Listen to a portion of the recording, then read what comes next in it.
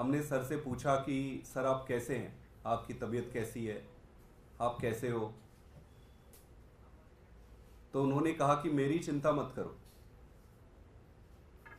मेरी चिंता मत करो, मैं संघर्ष के लिए तैयार हूं। ये बताओ कि जनता कैसी है, ये बताओ कि जनता क्या कह रही है, ये बताओ कि बिजली जो फ्री मिलती थी क्या अभी भी फ्री मिल रही है, कुछ रुका तो नहीं है इस पे, कहीं पावर कट तो नहीं लग रहा।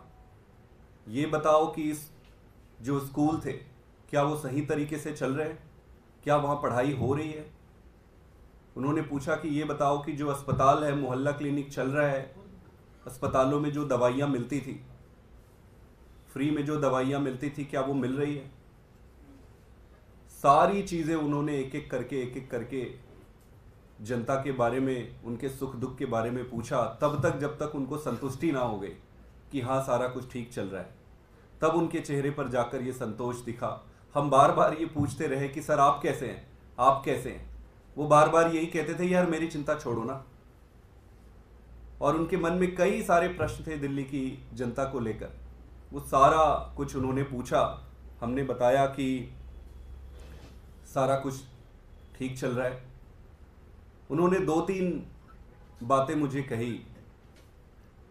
उन्होंने ये कहा कि अगले हफ्ते से 2-2 मंत्रियों को वो जेल में बुलाएंगे और वहां पर उन मंत्रियों के विभागों का रिव्यू करेंगे कि काम कैसा चल रहा है और गाइडलाइंस और डायरेक्शन देंगे।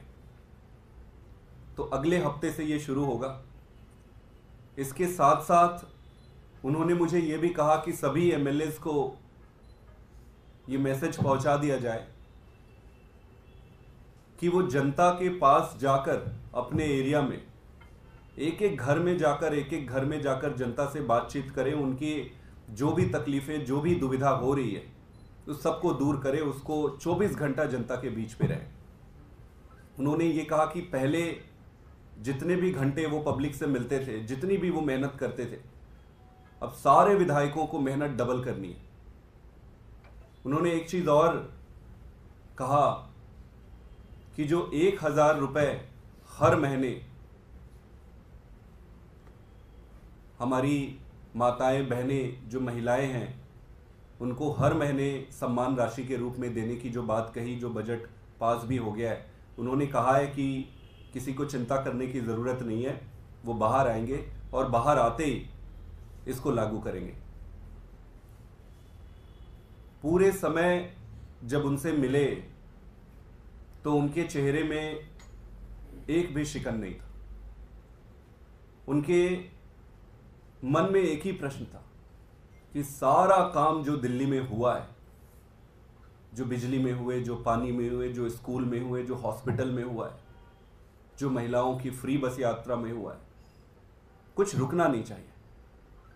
वो सारे समय इसी के बारे में पूछते रहे और उन्होंने ये भी आश्वस्त किया कि वो पूरी तरीके से जनता के बारे में, वहाँ पर कहीं पर भी रहे, वो जनता के बारे में उनका पूरा जीवन संघर्षमय रहा है और आगे भी संघर्ष करते रहेंगे।